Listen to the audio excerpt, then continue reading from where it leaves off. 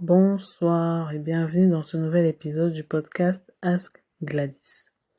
Aujourd'hui, j'aimerais qu'on aborde la notion d'engagement. Donc, comme d'habitude, je vais vous dire comment m'est venu ce sujet.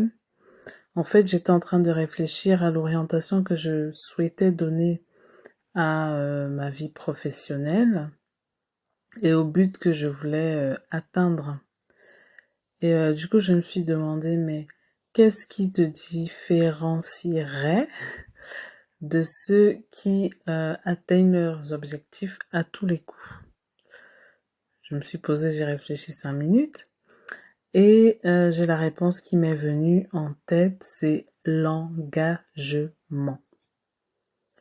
Les gens, en fait, qui arrivent à faire ce qu'ils ont décidé de faire, à faire ce qu'ils ont dit qu'ils feraient, sont des personnes engagées. Engagées vis-à-vis d'eux-mêmes, engagées vis-à-vis de leurs objectifs et engagées vis-à-vis de leur succès. Donc là, je me suis dit, ok, qu'est-ce qui fait que depuis X temps, on va pas donner de durée ici, les objectifs que tu te fixes, tu les atteins vraiment en dents de scie, on va dire une fois sur 3 par exemple. Qu'est-ce qui fait que tu as voulu à une époque lancer une chaîne YouTube et au bout de 4 épisodes, tu t'es arrêté? Qu'est-ce qui fait que tu as commencé certains projets et au bout de quelques temps, tu t'es arrêté? Et c'était toujours la même réponse qui me venait en tête, c'est l'engagement. C'était le manque d'engagement en fait. Et ici, on ne parle pas forcément de l'engagement vis-à-vis des autres. Il y a des gens qui sont motivés par le regard des autres et par ce que les autres pourraient penser d'eux. Et ça, on pourrait dire que c'est une sorte de motivation extrinsèque.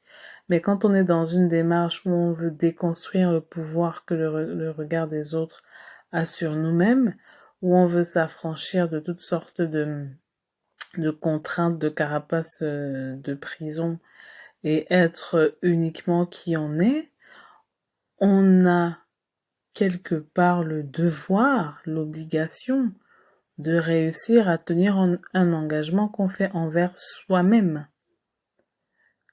À mon sens, l'engagement envers soi-même, c'est l'engagement le plus important. C'est aussi l'engagement le plus compliqué à tenir. Je prends un exemple. Quelqu'un qui va au travail tous les jours, en sachant que sa paye dépend de son employeur, mais il est engagé vis-à-vis de cet employeur et il fait de son mieux pour ne pas se faire tout simplement virer. À l'inverse, quelqu'un qui décide de se mettre à son propre compte, qui n'a pas de motivation du style voilà, il y a ton salaire qui est en jeu, faut absolument que tu te bouges, ben cette personne, si elle manque d'engagement envers elle-même, elle court à sa perte en fait. Parce que quand on est entrepreneur, c'est nous-mêmes qui sommes la source de notre rémunération. C'est pas une source externe, c'est personne qui vient de dehors. C'est nous-mêmes. Donc quand moi je comprends engagement, quand je comprends que ce qu'il faut c'est de l'engagement, je me mets donc à envisager tout ce qui tout ce qui pourrait me permettre d'être voilà de m'embarquer sur le chemin de l'engagement et de respecter les engagements que je pose vis-à-vis de moi-même. Alors déjà, qu'est-ce qui m'empêchait à l'époque de respecter, je vais y arriver, de respecter les engagements que je posais vis-à-vis de moi-même. Alors c'est une myriade de choses, toutes subtiles, mais une fois qu'elles font bloc, elles apparaissent vraiment comme un gros obstacle. C'est la victimisation, se dire que c'est tout le temps la faute des autres. C'est se trouver des excuses, se dire oui bon je ferai ça demain, je ferai ça après-demain, de toutes les façons lui il arrive parce que. Euh, donc la victimisation, se trouver des excuses, c'est aussi des failles, des problèmes, des manquements qu'on a qui peuvent être dus à notre expérience de jeunesse, à notre enfance, à la société dans laquelle on a grandi, à la culture dans laquelle on a été élevé, au poids de la société qui, qui, qui pèse sur nous et qui ont façonné une certaine personnalité. On peut avoir accumulé à la fois le syndrome de l'imposteur et donc avoir l'impression qu'on va jamais y arriver. Et dès on pense qu'on y arrive, on se dit ouais mais pour qui tu te prends? Tu es sûr que tu as le droit de faire ça? Est-ce que tu es compétent, etc., etc. On peut avoir ça.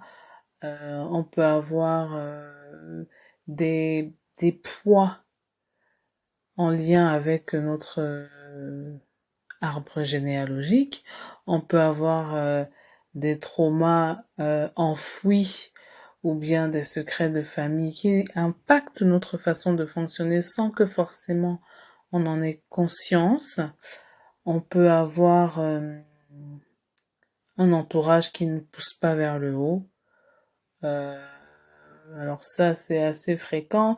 C'est pour ça que les gens disent, bah, faut faire attention à tes fréquentations. C'est pour ça que tous ces gourous du développement personnel te disent, en substance, par exemple, si tu veux devenir riche, traîne avec des riches.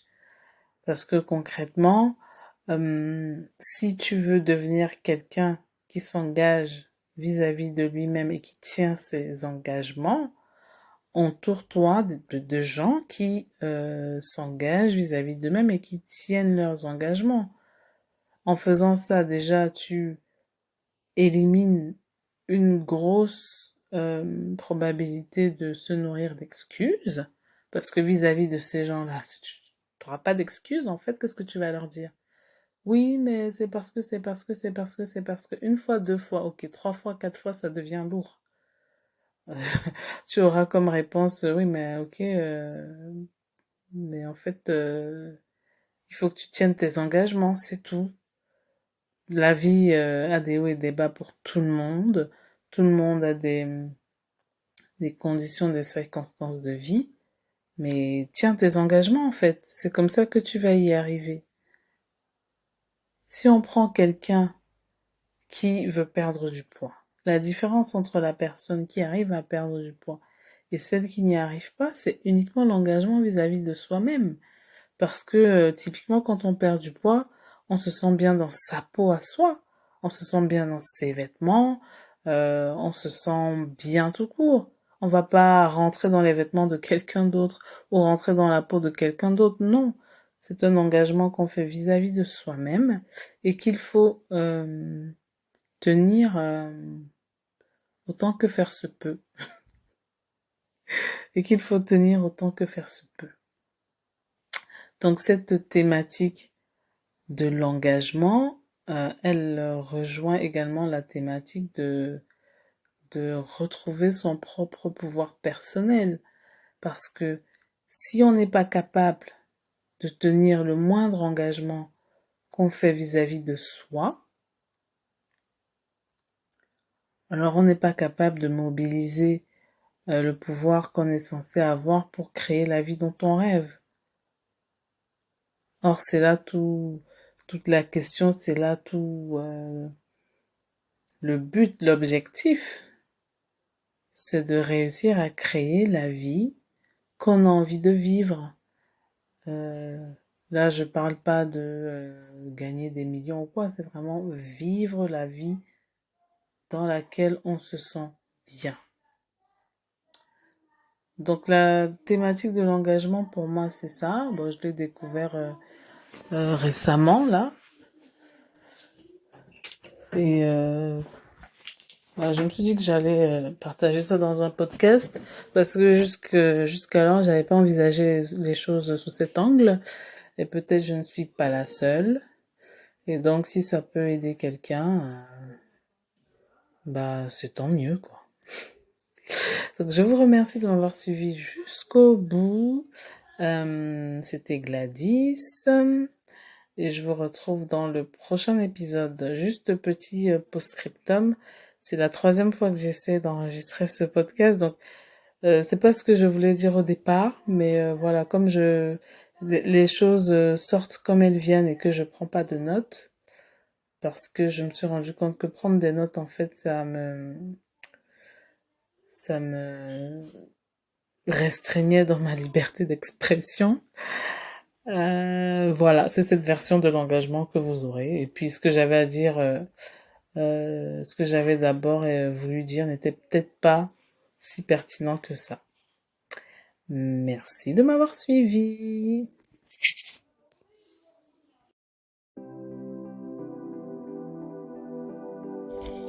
C'était Gladys. J'espère que le thème abordé aujourd'hui vous aidera à progresser ou tout simplement à résoudre un souci que vous rencontrez actuellement. N'oubliez pas, l'important est de faire le premier pas vers le bien-être et d'évoluer ensuite à son rythme.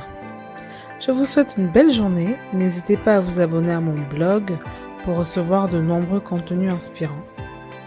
Much love!